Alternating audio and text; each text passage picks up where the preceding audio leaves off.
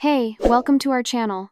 Make sure to subscribe and turn on the bell so you never miss our latest content. I arrived home, and Sloane was waiting for me. She was sitting on the edge of the sofa in the living room, a space we had designed together, filled with soft colors and warm light.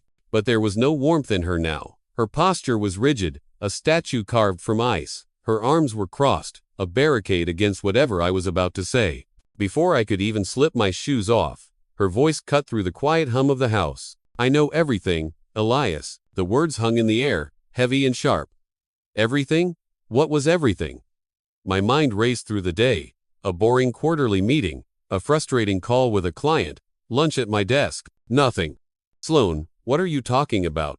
I managed, my keys still in my hand. "Don't play dumb," she snapped, her voice dangerously low. "Brielle, that's the other woman, isn't it?" Brielle? The name barely registered. It took me a moment to place it. A temp who had worked for a few days at the downtown branch, maybe 6 months ago. We never exchanged more than a polite good morning. I think I held a door open for her once. That was it. I was speechless. The absurdity of it was like a physical blow. "Brielle?" I finally said, a confused laugh almost escaping my lips. "Sloane, that woman barely played any role in my life. I haven't seen or spoken to her in months. What is this?" Her eyes narrowed. "Sterling told me everything," she said, the name dropping like a stone. "He has proof, Elias. He saw you. He didn't want to tell me, but he couldn't stand seeing me be made a fool of." Sterling Hayes, a coworker of hers, not someone close, not a friend we'd have over for dinner, just someone she mentioned occasionally in passing, and she believed him. Over me. Over 8 years of marriage. I tried to take a step toward her, my hands open in a gesture of peace, of utter confusion. "Sloane, listen to me. This is insane. Whatever Sterling told you, it's a lie." "No," she said, shaking her head slowly, a single, devastating motion. "I've already made my decision. The marriage is over." The floor seemed to fall away beneath me. Over? Just like that? No arguments, no growing distance I had noticed, no warning sign. It felt like a building collapsing in an earthquake I never knew was happening. "I'm hurt," she continued, her voice cracking for the first time, but not with sadness, with something colder, resentment. "I can't go on anymore." She stood up, and only then did I see the suitcase standing by the hallway door. She had already packed. While I was at work, thinking our life was normal, she was erasing me from it. She walked past me without a glance, picked up the bag, and left. The front door clicked shut, the sound echoing in the sudden, cavernous silence of the house. And I was left alone. With the confusion. A ghost in my own home, haunted by a name I barely knew and a betrayal I couldn't comprehend. The first night was the worst. Silence has a weight, a physical presence. The house we had filled with laughter and conversation was now an echo chamber for my own frantic thoughts. I didn't sleep, I just walked. From the living room where she'd delivered the verdict, to the kitchen where we'd made coffee that very morning, to the bedroom that now felt impossibly large and cold. I replayed her words over and over. "Sterling told me everything. He has proof." What proof could possibly exist for something that never happened? My first instinct, born from a desperate hope, was to fix it. I called her phone. It went straight to voicemail. I sent texts. "Sloane, please, we have to talk. This is a misunderstanding. Let me explain. Let me understand what you think you know. Don't throw this away because of a lie." They were all delivered. None were read. Sometime before dawn, a new thought cut through the fog of my grief. It was a cold, sharp thought. If I'm innocent, then someone is guilty. My fingers trembled as I searched the company's old employee directory on my laptop. Brielle. I found her profile on a professional networking site. With nothing left to lose, I sent a message. It was a long shot, but it was the only shot I had. "Hi Brielle, my name is Elias Vance.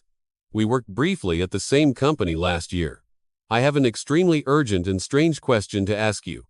It pertains to a very serious personal matter. Would you be willing to speak with me?" I didn't expect a reply, but an hour later, my phone buzzed. "Hey Elias, I remember you. Sure, I can talk. Is everything okay?" My heart hammered against my ribs as I dialed her number. Her voice was just as I remembered, light, professional. "Brielle, thank you for calling back," I started, trying to keep my voice steady.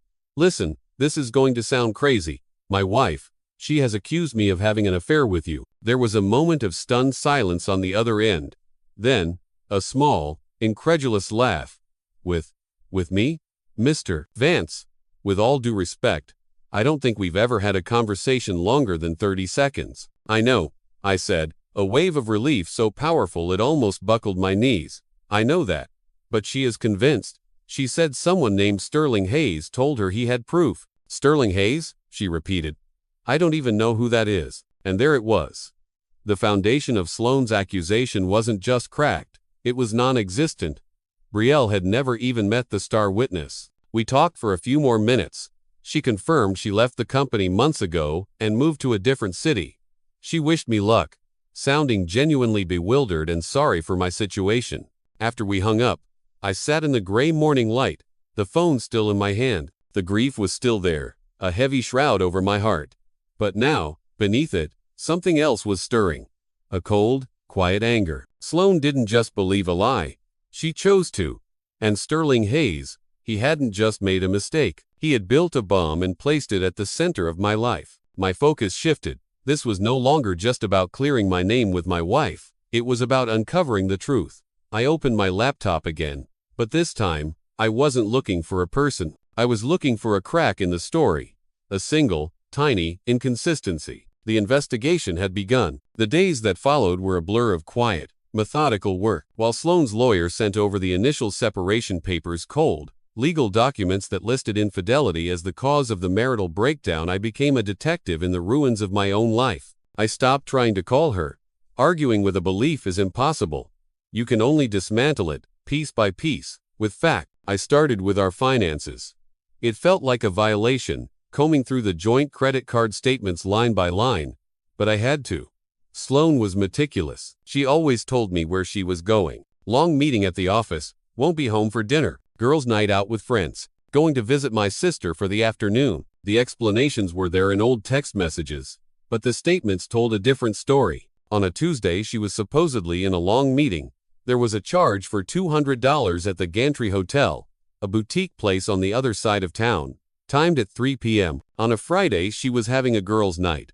There was another charge, this time at a restaurant near Sterling Hayes' apartment complex, a place we'd never been to together. My heart grew heavier with each discovery. These weren't just inconsistencies, they were secrets. Next, I turned to the car. My car had a built-in GPS system that logged recent destinations. I rarely drove it. It was mostly Sloane's car. I sat in the driver's seat in our silent garage, the air thick with the smell of gasoline and betrayal, and scrolled through the history. The address for her sister's house was there. But on the last date she claimed to have visited, the trip log showed a different journey. A 40-minute drive to a residential address I didn't recognize. I typed the address into my phone's map. It was 3 blocks from the Gantry Hotel. Each piece of evidence was a small blade twisting in my gut. This wasn't just about Sterling's lie. That lie was a cover, a smokescreen for a much deeper deception that Sloane had been weaving for months. Then I turned to social media, the public diary of modern life. Sloane and I weren't big posters, but she was active. I went to Sterling's profile. It was mostly public, professional photos, posts about his job, group outings with coworkers. And in several of those group photos, there was Sloane. They weren't standing next to each other in an obvious way, but once you were looking for it, you could see it. The slight lean in her posture toward him, the way her eyes seemed to find him even in a crowd. I dug deeper, looking at tagged photos, at other people's profiles. I found a comment thread from a month ago on a mutual colleague's post. Sterling had made a joke, and Sloane had replied with a string of laughing emojis. Someone else had replied to her, something innocuous, but beneath it, there was a grayed out line, comment deleted. It was a ghost, a whisper of a conversation that had been erased. I took screenshots of everything.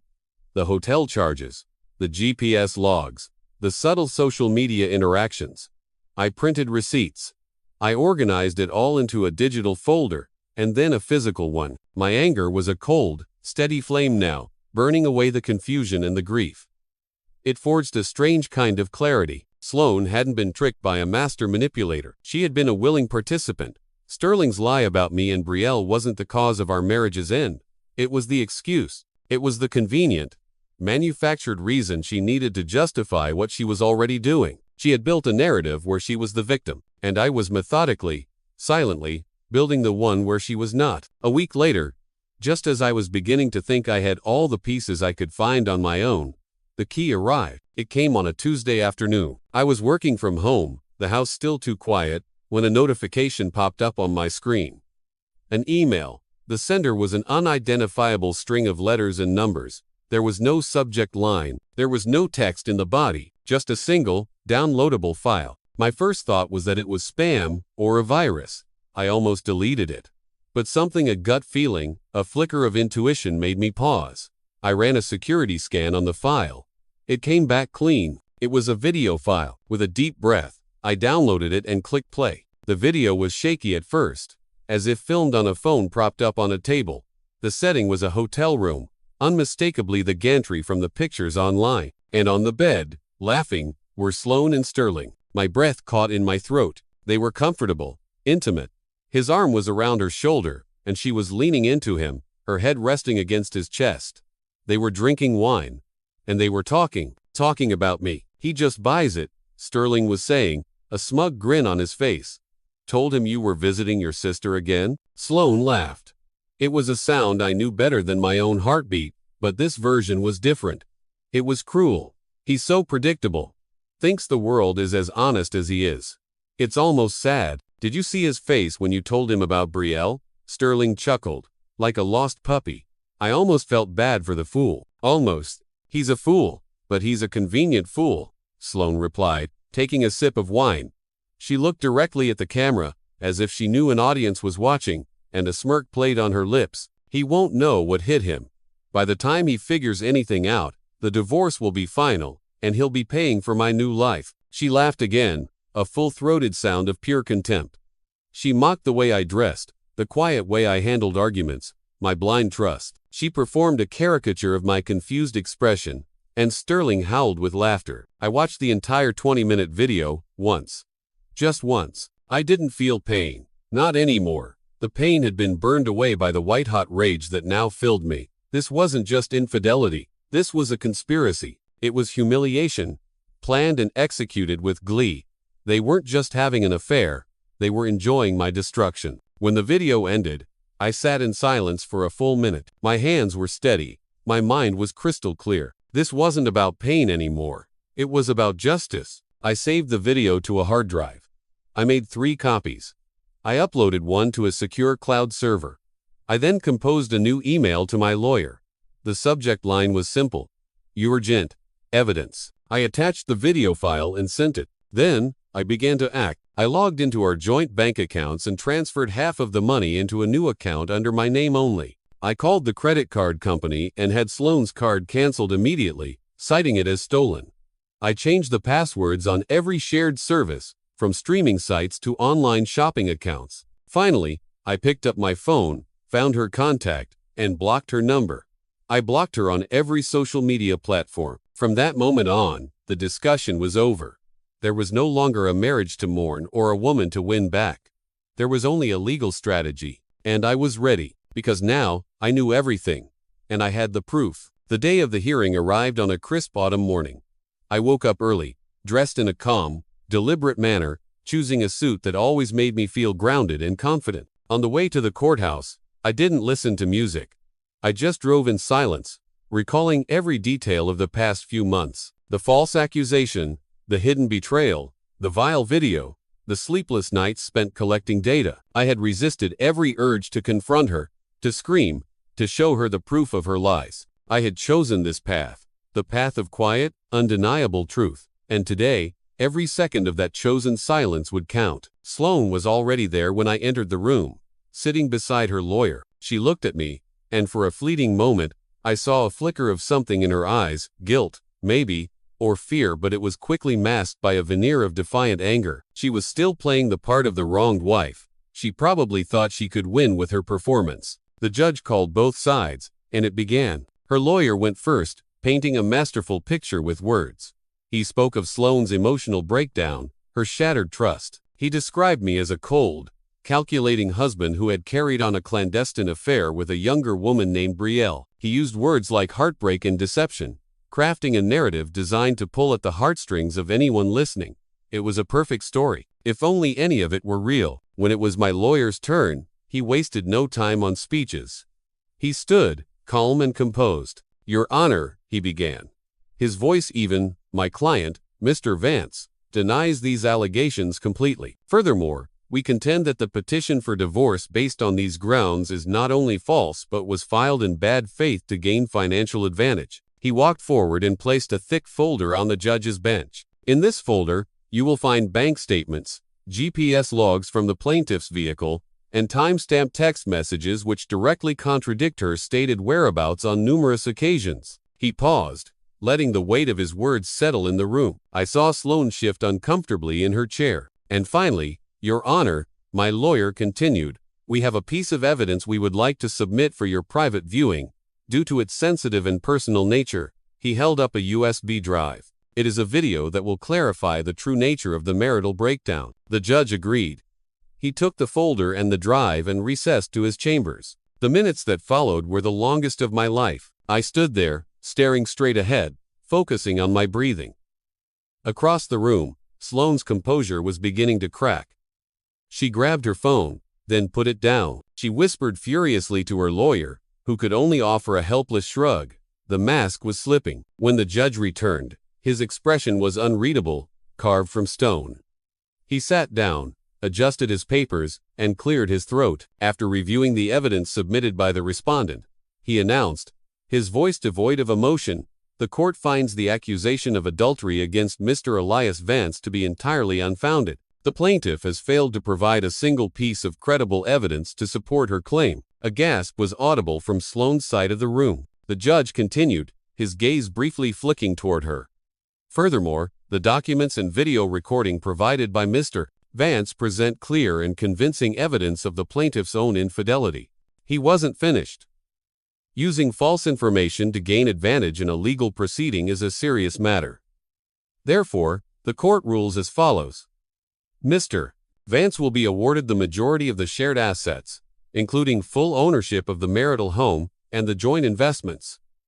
The plaintiff, Miss Sloane Vance, will not be entitled to any form of compensatory alimony." Sloane shot to her feet. "Your Honor, I was deceived. I trusted someone who distorted the facts." The judge cut her off with a sharp rap of his gavel. "Your choices were your own, Miss Vance.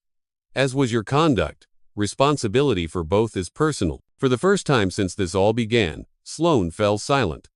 The color drained from her face. Her posture slumped. She looked at me, her eyes wide and filling with tears, as if only then, in the face of total defeat, did she finally realize the magnitude of what she had done. I remained silent. I met her gaze for a single, final moment, and then I turned and walked out of the room. My lawyer caught up with me in the hallway.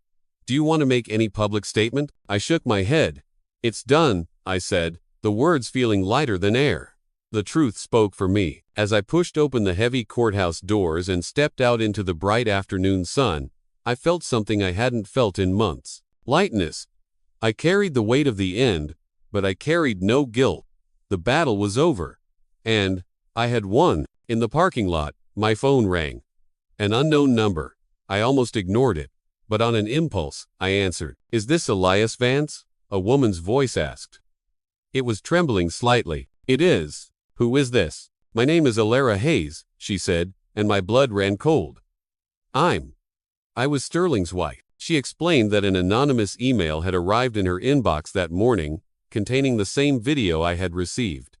She asked if I could meet, to help her understand what had happened. I politely declined the meeting, not wanting to be drawn any further into their drama, but I confirmed everything she had seen in the video was true. "You deserve to know who you were living with," I told her gently. "And now you do." She thanked me, her voice thick with emotion, and hung up. Sterling hadn't just destroyed my marriage, he had destroyed his own with the same lie, the same arrogance, and Sloane was his accomplice. But a question still lingered in my mind. The video. The single piece of evidence that had turned the entire case. It had arrived like a miracle, without a sender or an explanation. I had been so caught up in the legal battle that I never stopped to find out how it ended up in my hand. Until one day, a month later, my phone rang again. Another unknown number. "Hello?" I answered, cautiously. "Hi, "Is this Mr. Elias Vance?" a young man's voice asked. He sounded polite, a little nervous. "Yes, it is. My name is Caleb Reed," he said. "I'm a technician at a phone repair shop downtown. I was the one who sent you that video." I sank down into the nearest chair, stunned. "You?" Caleb then explained everything. Sterling Hayes had brought his phone in for repairs a couple of months back. The device was freezing up, and he was losing files. According to Caleb, Sterling had been the worst kind of customer, arrogant, dismissive, and rude. He treated the staff like they were incompetent, demanding his phone be fixed immediately because it was too important to be left in their hands. "He just rubbed me the wrong way, you know," Caleb said. "And when I was doing the data recovery, I found a folder with a bunch of random videos. One of them was named Sloan Hotel. Curiosity got the better of me. He told me he watched it, saw the cruel way they spoke about this fool named Elias. It bothered him, especially after remembering how Sterling had treated him and his co-workers. It was the arrogance," Caleb said. "In the video, it was the same arrogance he showed us in the shop.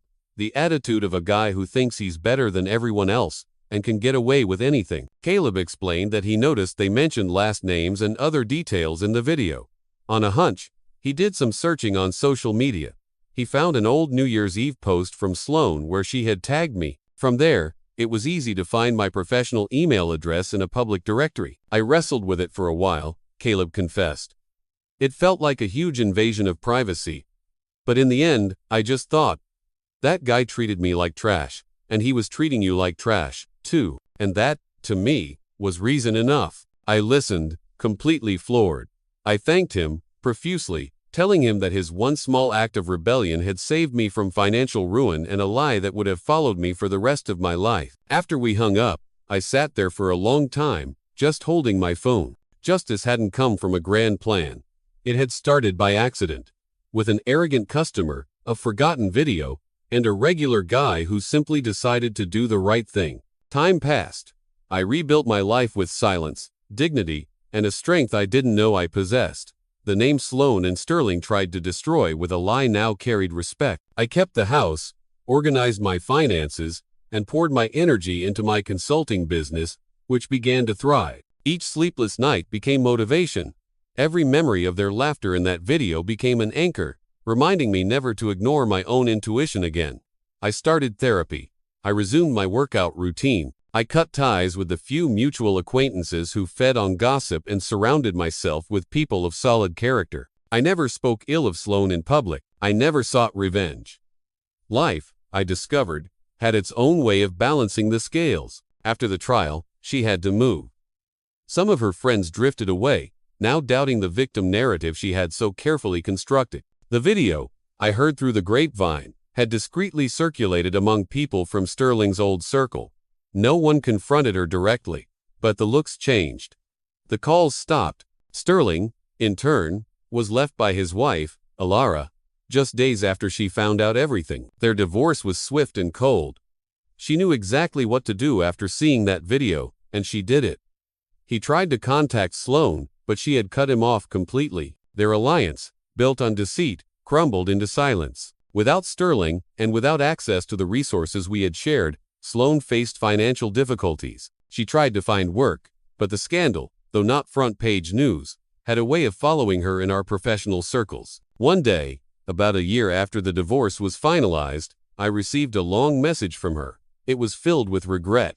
She confessed that Sterling had invented the entire story about Betrayal. She said that deep down, she always knew I was an honest man, but she had chosen to believe the lie because it gave her an excuse to act on her own frustrations and desires. She said she was ashamed, empty, and wished she could try to rebuild something between us, even just a friendship. I read each line calmly. I thought about the man I was when she walked out, and the man I had become. Then I wrote back a few simple words. "I forgive you, Sloan, but there is nothing left to recover. What was broken can't be glued back together. I've finally learned to respect myself enough to not try. I wish you peace." She never replied. Months later, I was having dinner with some colleagues at an elegant new restaurant downtown. I was there with Rowan, a woman I had been seeing for a while. Our relationship was calm, light, built on a foundation of honesty that felt like breathing fresh air after years in a stuffy room. We were at a large table, laughing at a story a friend was telling. I didn't realize that across the dining room, Sloane had just stepped out of a back office. She was now working there as a manager. She saw me. She saw my genuine smile, my confident posture. She saw the easy way Rowan placed a hand on my arm. She saw the new car I'd parked outside the one I'd bought myself. She saw everything that, once, could have been hers. She stood there for a few seconds, frozen. Then, she turned her face away, walked quickly into a break room, and waited.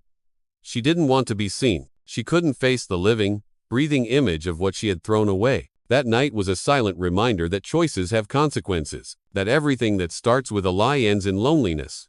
And sometimes, the greatest punishment is watching from afar what you destroyed up close. I left the restaurant an hour later, completely unaware she had been there.